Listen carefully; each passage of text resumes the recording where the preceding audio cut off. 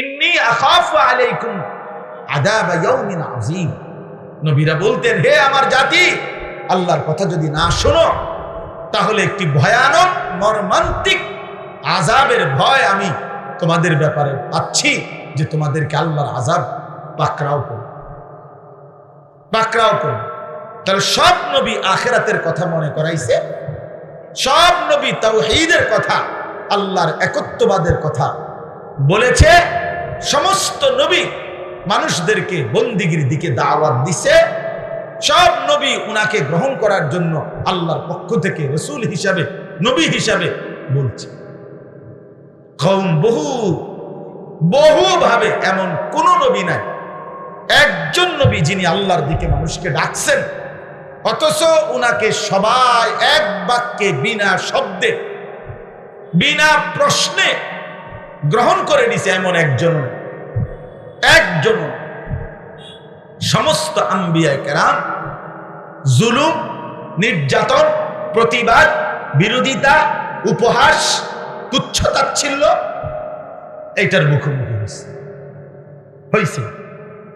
কোরআনুল কারীমের মধ্যে আছে, নূহ আলাইহিস সালামের জাতি ওনাকে বলছে, ইন্না লানারাকা ফি সাফাহাতিন, আমরা তো তোমাকে আহম্মক মনে করি। নাউযুবিল্লাহ। নূহ আলাইহিস সালাম বললেন, ইয়া কওমি লাইসা বি সাফাহাতুন, আমার জাতি আমি বোকা না, আহম্মক না। ওয়ালাকিন্নী রাসূলুম মির রাব্বিল আলামিন, আমি আমার রবের পক্ষ থেকে রাসূল।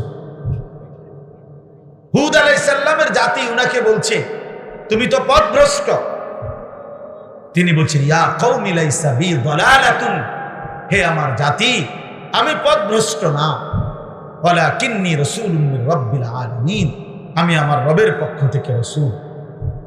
এভাবে সমস্ত নবী মানুষের উপহাস, তুচ্ছ-তাচ্ছিল্য, জুলুম, শারীরিক মানসিক নির্যাতনের মুখোমুখি হয়েছে, কিন্তু একজন নবীও আল্লাহর পথের দাওয়াত ছেড়ে দেন নাই, বাদ দেন নাই।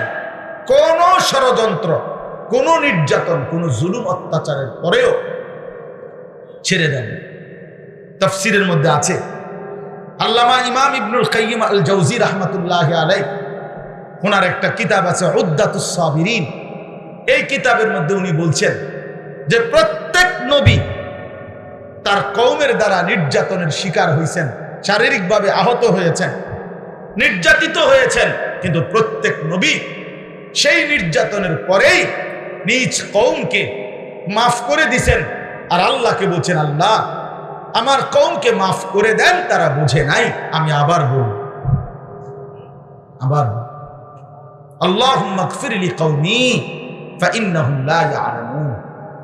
বিবাড়িয়া জেলা, বাঞ্ছারামপুর উপজেলাধীন 10 দোনা দক্ষিণ পাড়া যুব সমাজ এর উদ্যোগে আজকের এই 14তম ইসলামী মহাসম্মেলনে আল্লাহ তাআলাই আমাদেরকে আসবার, বসবার, আল্লাহর জন্যই জমা হওয়ার তৌফিক দান করেছেন। এই জন্য সকলেই বলি আলহামদুলিল্লাহ।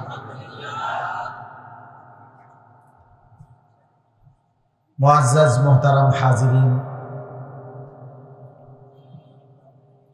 আজকের এই মাহফিলে আলহামদুলিল্লাহ আমার শায়েখ দামাত বারাকাতুহুম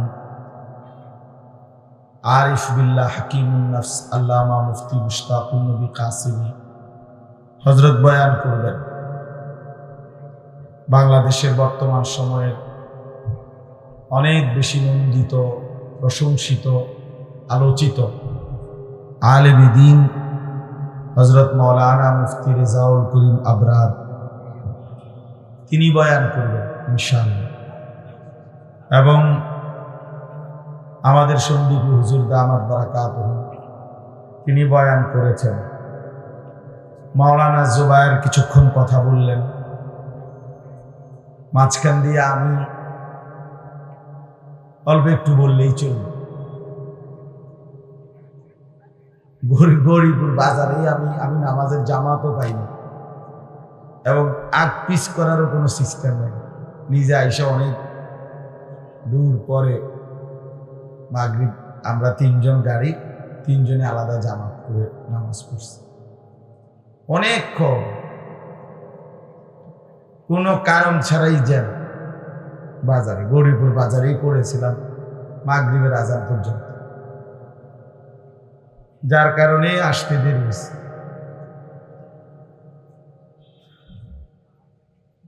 আল্লাহ পাকের মেহেরবানি যে আল্লাহ তাআলা মূলত আমাদেরকে মানুষ বানিয়েছেন, এটা আল্লাহ তাআলার অনেক বড় ইহসান। কোরআনুল কারীমের মধ্যে আল্লাহ তাআলা ইরশাদ করেছেন, চারটি কসম করে, লাকাদ খালাকনাল ইনসানা ফি আহসানি তাকওয়িম। চারটি কসম করে আল্লাহ তাআলা বলেন যে আমি মানুষকে সবচেয়ে সুন্দর আকৃতিতে সৃষ্টি করেছি। আহসান এই শব্দটাই আমি আজকে মূলত আপনাদের সামনে একটা কথাই বুঝাইতে চাই। আহসান এই শব্দ, আহসান এই শব্দ আপনারাও পড়তে পারেন, বলতে পারেন। অনেক মানুষের নাম আছে আহসান হাবিব। আহসান অর্থ হলো সবচেয়ে সুন্দর। তো আল্লাহ তাআলা বলেন ওয়াত্তিনি ওয়াজ্জাইতুন ওয়াতুরি সিনিন ওয়া হাদাল বালাদিল আমিন। চারটি কসম। ওয়াত্তিন ডুমুর ফলের কসম, ওয়াজ্জাইতুন জৈতুন একটা ফল, জলপাইয়ের মতো ছোট ছোট, যেটা থেকে উৎকৃষ্ট তেল তৈরি হয় বা আরো কাজও খাবার হিসাবে ব্যবহার হয়। তো এই জৈতুনের কসম। আর মুসা আলাইহিস সালামের সাথে আল্লাহ তাআলা কথা বলেছেন যে তুর পাহাড়ের চূড়ায়, সেই জায়গার কসম। আর নবী সাল্লাল্লাহু আলাইহি ওয়াসাল্লাম জন্মগ্রহণ করেছেন যে পবিত্র জমিনে, সেই নিরাপদ মক্কা নগরীর কসম। এই চারটা কসম করে আল্লাহ তাআলা বলেন লাকাদ খালাকনাল ইনসানা ফি আহসানি তাকওয়িম। অবশ্যই আমি আল্লাহ মানুষকেই বানিয়েছি সবচেয়ে সুন্দর। আহসান, তাহলে এই কথাটা আমরা বুঝলাম যে আল্লাহ তাআলা মানুষকেই সবচেয়ে সুন্দর করে বানিয়েছে। কোরআন কারীমের মধ্যে আছে ওয়ালাকাদ কাররামনা বনি আদম। আমি আল্লাহই বনি আদমকে, আদম সন্তানকে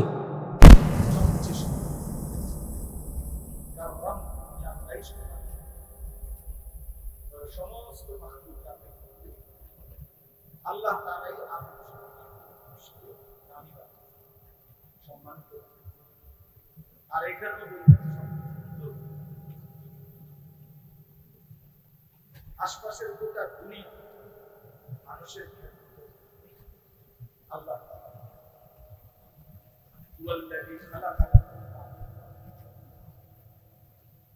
তিনি আল্লাহ, যিনি দুনিয়ার সব কিছু আমাদের জন্যই খালাকা লাকুম।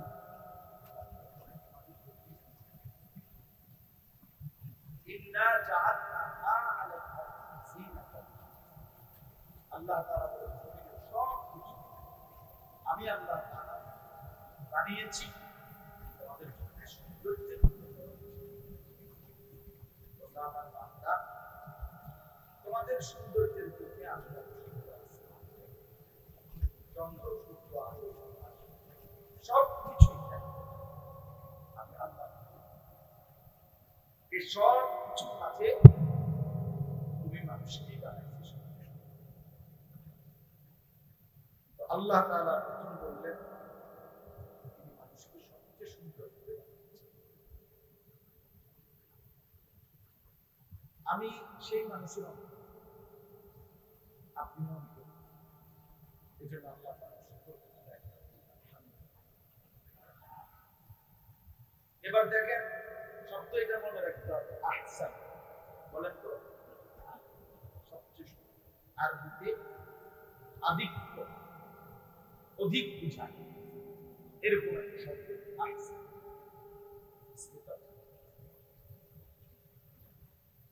এরপরে আল্লাহ তাআলা বলেন এখন আমি আল্লাহ তোমাদের মানুষকে সবচেয়ে সুন্দর করে বানাই।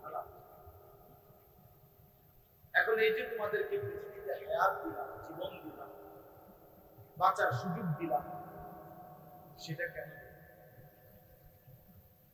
আল্লাহ তাআলা বলেন আল্লাযী খালাকাল মাউতা ওয়াল হায়াতা লিয়াবলুয়াকুম আইয়ুকুম আহসানু আমালা। আল্লাহ তাআলা বলেন তিনি আল্লাহ যিনি মৃত্যুকে সৃষ্টি করেছেন এবং জীবন সৃষ্টি করেছেন। হায়াত কেন করলেন? লিয়াবলুয়াকুম, তোমাদেরকে পরীক্ষা করার জন্য। আইয়ুকুম আহসানু আমালা, তোমাদের কার কার আমল আহসান, তোমাদের আমল কার কার সবচেয়ে সুন্দর, সেটা পরীক্ষা করার জন্য আল্লাহ তোমাদেরকে 40 বছর, 50 বছর, 60 বছর, 30 বছর যার যেটুকু হায়াত দিছেনি, তোমার কর্ম কেমন সুন্দর হয়, তোমার বন্দেগী কেমন সুন্দর হয়, তোমার আমল কেমন সুন্দর হয়, পরীক্ষার জন্য যাচ্ছে। তাহলে আল্লাহ তাআলা আমাদেরকে বানিয়েছেন আহসান।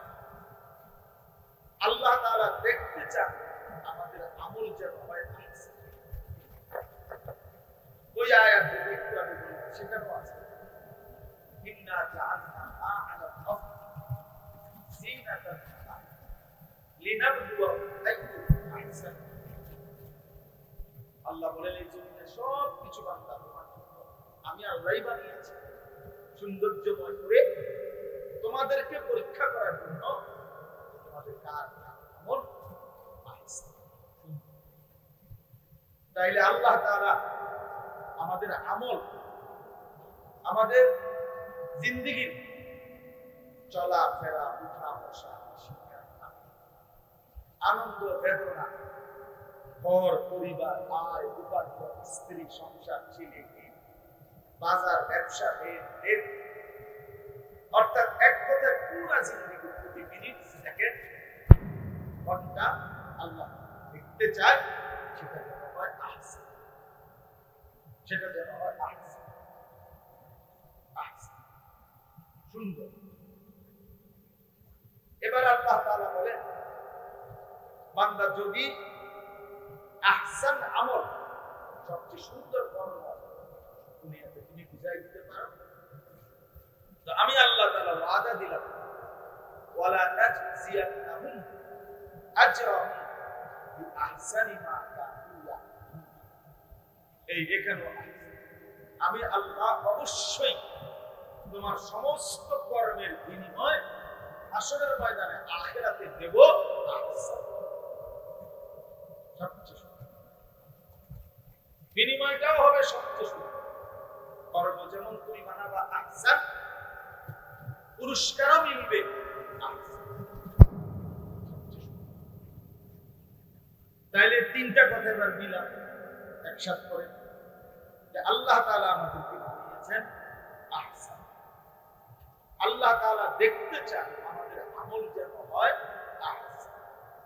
হাসরের ময়দানে আল্লাহ তাআলা আমাদেরকে বিনিময় দেবেন আহসান। বুঝছেন কিনা? তো বলেন তো এবার, আল্লাহ তাআলা আমাদেরকে সৃষ্টি করেছেন আহসান। আল্লাহ তাআলা দেখতে চান আমাদের আমল যেন হয় আহসান। আল্লাহ তাআলা আমাদেরকে আখিরাতে বিনিময় দেবেন আহসান। তাহলে এবার আল্লাহ তাআলার কাছে আমরা জানতে চাই, বা কোরআনের কাছে আমরা প্রশ্ন করি যে হে আল্লাহ, আপনি আমাদেরকে সৃষ্টি করলেন আহসান করে, আপনি আমাদের কর্ম দেখতে চান আহসান, আপনি আমাদেরকে বিনিময় দেবেন আহসান। তাহলে এইবার আমাদেরকে বলেন আমরা আমাদের জিন্দেগি আহসান বানাবো কিভাবে? আহসান কিভাবে বানাবো যার দ্বারা আপনি আহসান বিনিময় দিবেন? আগে তো আমি আমার জীবনটাকে আহসান বানাইতে হবে, তাইলে না আমার বিনিময় দিবেন আহসান। তো আল্লাহ তাআলা কোরআনুল কারীমের সূরা হামিম আস-সাজদা, এই হামিম আস-সাজদা সূরার মধ্যে আল্লাহ তাআলা চমৎকার ভাবে তিনটা কথা বলেছেন। বান্দা তিনটা জিনিস বুঝায় দাও, আহসানের সার্টিফিকেট তিনটা জিনিস দাও, তোমার থেকে তুমি তিনটা জিনিস দাও, আমি আল্লাহর কাছ থেকে আহসানের কাগজ সার্টিফিকেট বুঝে নাও, আসলের ময়দানে আহসান বিনিময়। ওয়ামান আহসানু কাওলাম মিম্মান দাআ ইলাল্লাহ ওয়া আমিলা সালিহান ওয়া ক্বালা ইন্নানী মিনাল মুসলিমিন। এই আয়াত, আমার এই মূল উদ্দেশ্য এই আয়াতটা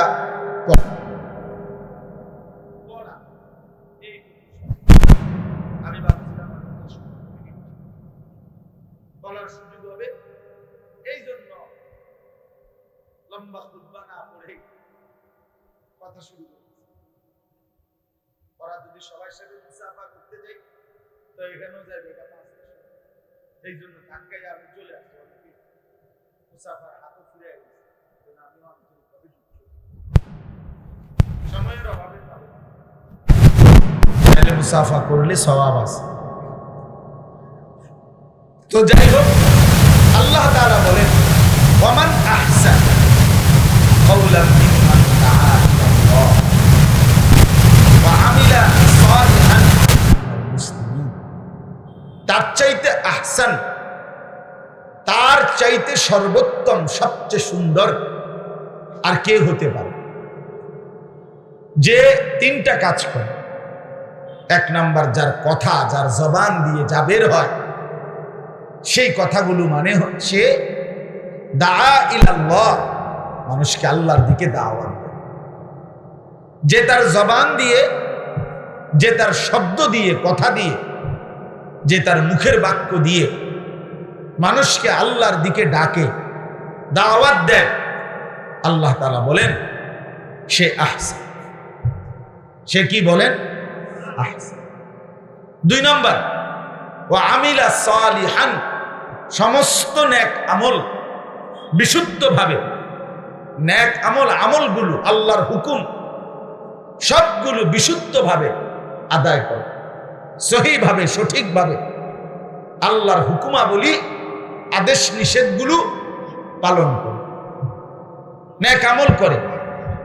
যে প্রতিনিয়ত নেক আমলগুলো করতে থাকে, মানুষকে আল্লাহর দিকে ডাকতে থাকে, আর জীবনের সব জায়গায়, সব অঙ্গনে, সর্বসময়, সর্বমুহূর্তে চেহারা, সুরত, চলন, বলন, আচরণ, উচ্চারণ, ঘরে বাইরে, প্রকাশ্যে, একাকী, বন্ধুদের সাথে চলতে ফিরতে, ডিজাইনে, ফ্যাশনে, সর্ব জায়গায়, সর্বক্ষেত্রে, সর্বাবস্থায় স্বাচ্ছন্দ্যে, খুশি মনে, আনন্দিত চিত্তে, দিলের থেকে যে পরিচয় দেয়, বলে ইন্নানী মিনাল মুসলিমিন, আমি মুসলমানদের একজন, আমি একজন মুসলমান।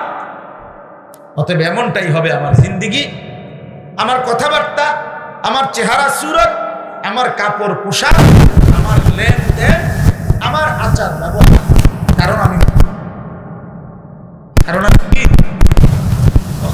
ইন্নানী মিনাল মুসলিমিন, যে প্রতিনিয়ত বলতে পারে সব অবস্থায় যে নিশ্চয়ই আমি মুসলমানদের একজন, আমিও একজন মুসলমান, এই কথা স্বাচ্ছন্দ্যে স্বাভাবিকভাবে যে বলে, আল্লাহ বলেন সে আহসান।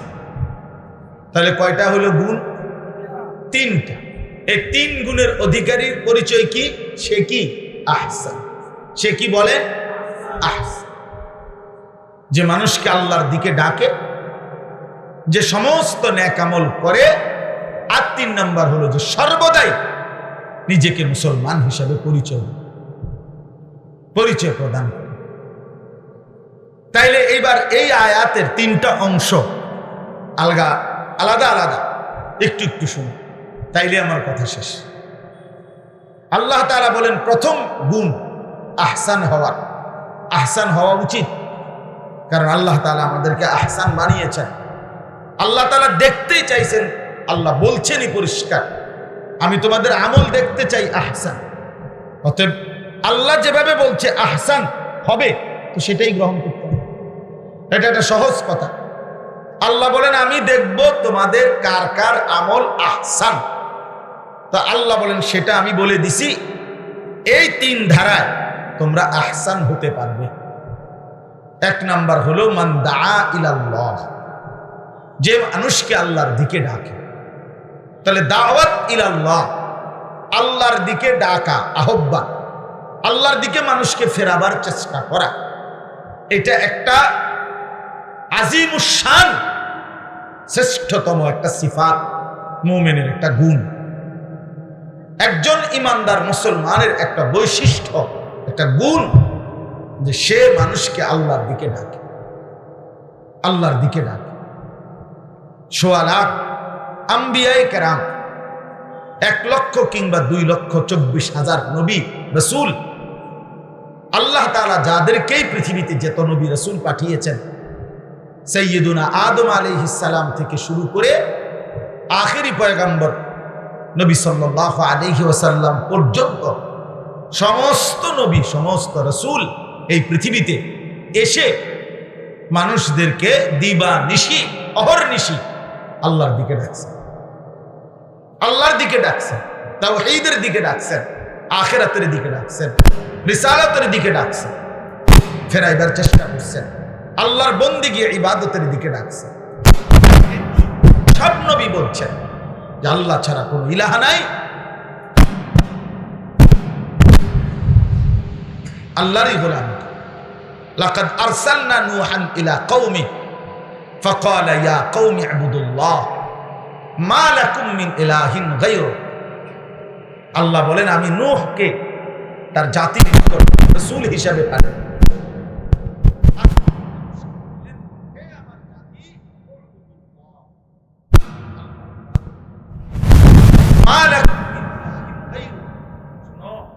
তোমাদের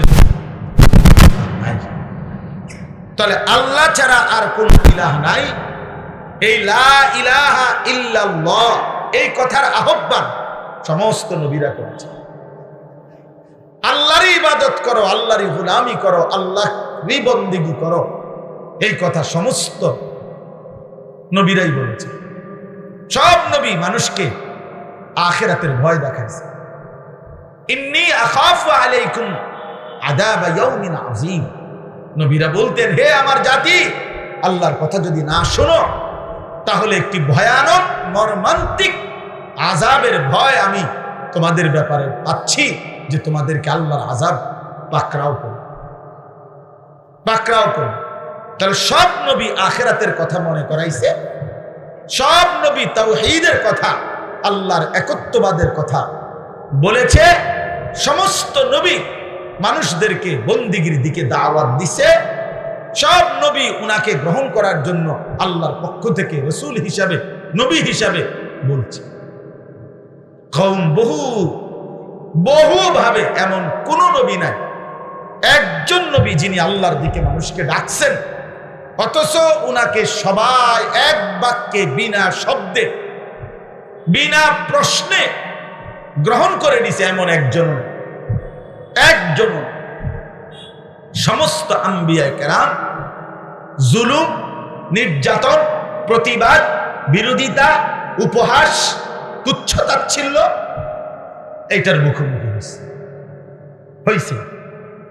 কোরআনুল কারীমের মধ্যে আছে, নূহ আলাইহিস সালামের জাতি ওনাকে বলছে, ইন্না লানারাকা ফি সাফাহাতিন, আমরা তো তোমাকে আহম্মক মনে করি। নাউযুবিল্লাহ। নূহ আলাইহিস সালাম বললেন, ইয়া কওমি লাইসা বি সাফাহাতুন, আমার জাতি আমি বোকা না, আহম্মক না। ওয়ালাকিন্নী রাসূলুম মির রাব্বিল আলামিন, আমি আমার রবের পক্ষ থেকে রাসূল। হুদ আলাইহিস সালামের জাতি উনাকে বলছে, তুমি তো পথভ্রষ্ট। তিনি বলছেন, ইয়া কওমি লাইসা বি দালালাতুন, হে আমার জাতি, আমি পথভ্রষ্ট না। ওয়ালাকিন্নী রাসূলুম মির রাব্বিল আলামিন, আমি আমার রবের পক্ষ থেকে রাসূল। এভাবে সমস্ত নবী মানুষের উপহাস, তুচ্ছ তাচ্ছিল্য, জুলুম, শারীরিক মানসিক নির্যাতনের মুখোমুখি হয়েছে, কিন্তু একজন নবীও আল্লাহর পথের দাওয়াত ছেড়ে দেন নাই, বাদ দেন নাই। কোন ষড়যন্ত্র, কোন নির্যাতন, কোন জুলুম অত্যাচারের পরেও ছেড়ে দেন। তাফসীরের মধ্যে আছে। আল্লামা ইমাম ইবনুল কাইয়্যিম আল জাওজি রাহমাতুল্লাহি আলাইহি ওনার একটা কিতাব আছে উদ্দাতুস সাবিরিন। এই কিতাবের মধ্যে উনি বলছেন যে প্রত্যেক নবী তার কওমের দ্বারা নির্যাতনের শিকার হয়েছেন, শারীরিকভাবে আহত হয়েছেন, নির্যাতিত হয়েছেন, কিন্তু প্রত্যেক নবী সেই নির্যাতনের পরেই নিজ কওমকে মাফ করে দিয়েছেন। আর আল্লাহকে বলছেন, আল্লাহ আমার কওমকে মাফ করে দেন, তারা বুঝে নাই। আমি আবার বলব, আবার আল্লাহুম্মা গফির লিকওমি ফাইন্নাহুম লা ইয়ালামুন। আল্লাহ আমার জাতিকে মাফ করে দেন, তারা বুঝে না। এই কথাটা শুধু আমাদের নবী সাল্লাল্লাহু আলাইহি সাল্লাম তায়েফের থেকে ফিরে বা কাফেরদের অত্যাচারে নবীজি শুধু বলছেন এটা না, তার পূর্বেও সমস্ত নবীরা বলেছেন এবং আমাদের নবী সাল্লাল্লাহু আলাইহি ওয়াসাল্লাম তিনিও বলেছেন যে আল্লাহ আমার জাতিকে মাফ করুন, আমার জাতিকে মাফ করুন। এই জন্য প্রিয় ভাই আমার, বাপ আমার, এটা একটা লাজেম, বাধ্যতামূলক মানুষকে আল্লাহর দিকে ডাকা। এটা সমস্ত নবীদের সিফাত, সমস্ত আম্বিয়ায়ে কেরামের সিফাত। আর মানুষ কিছুটা অবজ্ঞা করবে, তুচ্ছতাচ্ছিল্য করবে, জুলুম করবে, নির্যাতন করবে, প্রতিবাদ করবে, প্রতিহত করতে চাইবে, তাড়ায়া দিবে, নির্যাতন করবে, জুলুম করবে, অন্যায় অবিচার করবে, এটাও স্বাভাবিক, এটাও কাগজের এই ফিতর। মানুষকে আল্লাহর দিকে ডাকবে অথচ জামাই আদরে রাখবে, এটা হবে না, এটা হবে না। এটা একই সাথে প্রাসঙ্গিক, এটা সমস্ত নবীদের বেলায় হয়েছে সমস্ত, কিন্তু কোন নবী দমে যায় না, বাদ দেন নাই। আমাদের প্রিয় নবী সাল্লাল্লাহু আলাইহি ওয়াসাল্লাম আমরা কিতাবে পড়ছি, তায়েফের ময়দানে নবী সাল্লাল্লাহু আলাইহি ওয়াসাল্লামকে যখন পাথর মারছে ছেলেরা, তায়েফ থেকে নাখলা অর্থাৎ যেই জায়গা পর্যন্ত পাথর মারতে মারতে নবী সাল্লাল্লাহু আলাইহি ওয়াসাল্লামকে তাড়াইছে তায়েফের ছেলেরা, কোন কোন বর্ণনায় আছে ওই জায়গার দূরত্ব প্রায় 10 মাইল, প্রায় 10 মাইল দূরত্ব পাথর মারতে মারতে নবীজিকে তাড়াইছে। কি পরিমাণ পাথর মারছে, কি পরিমাণ রক্তাক্ত হয়েছেন তিনি।